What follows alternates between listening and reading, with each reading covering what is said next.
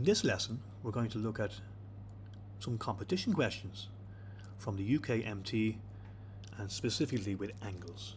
I've picked 3 questions here that are a variation on questions that I have seen in Cambridge Checkpoint. Okay, let's have a look at the first one. This particular question I've actually seen on the book, one of the course books.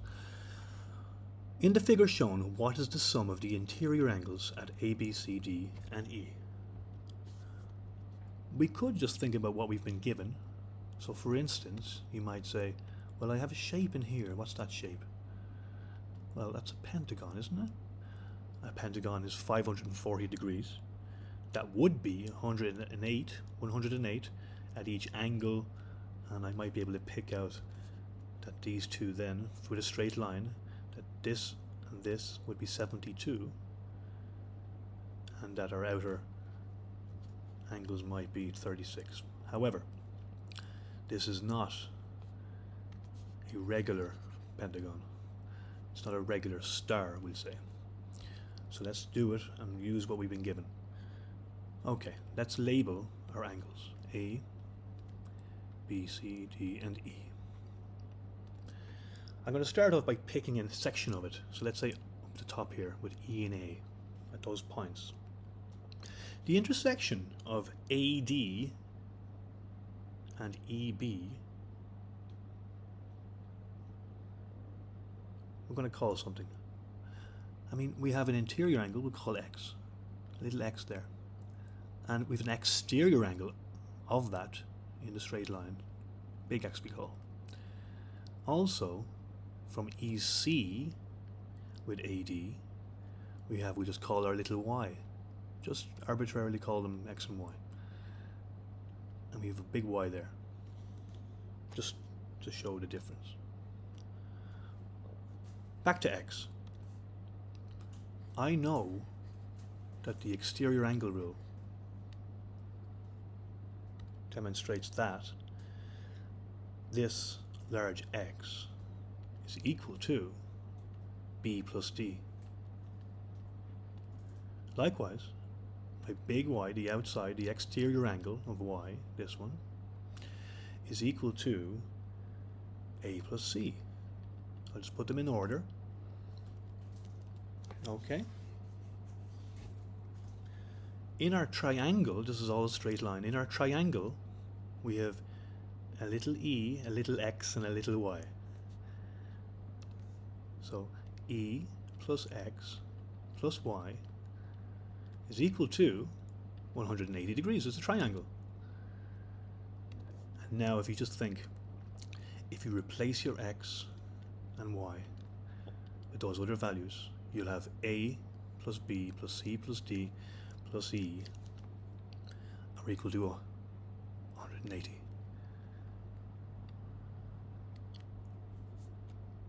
There's one way of doing that. Next question. The diagram shows overlapping squares. What is the value of x plus y? So I have one square, another overlapping region. Okay, I can see that. So a square is parallel. So they're parallel. Okay, I have it. So that's parallel as well. If you move down the x here, so you can just see that this would be parallel with that. I'll even put a little blue remark there just to make it clear.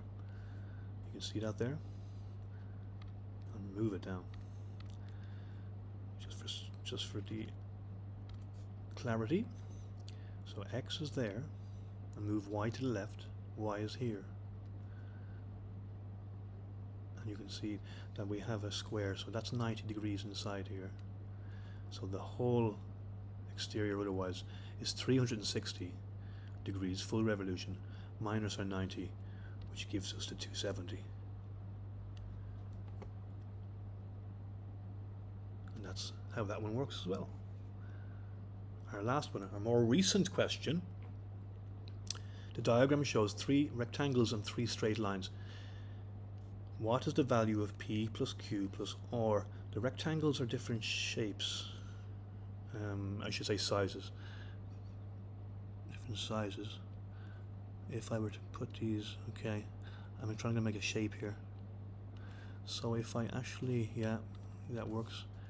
If I actually color in this part, I'll get not a pentagon, I'll get a non-regular hexagon. Okay, a non-regular hexagon in this case, and I have 3 exterior angles. And yeah, this one's okay now, once I've demonstrated that. Can you remember your alternate angles and corresponding angles on parallel lines with how they're equal? You might have not also known them as C shape was an interior, but a Z shape and an F shape. They're the 2 types there. And one of them, of course, is relevant here.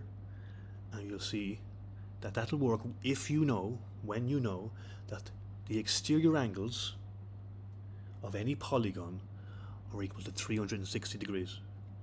So P plus Q plus R plus 55 degrees plus 60 degrees plus 65 degrees is equal to 360. And them 3 already add up to 180. So our answer for P plus Q plus R is 180. And there's 3 fairly accessible questions for grade 8, we'll say, that you can use in practice to expand your ability to make connections and seek out the patterns in competition questions and in the exams that you will do in maths. And if you go on and do additional maths, then this kind of abstract knowledge will also help you a lot.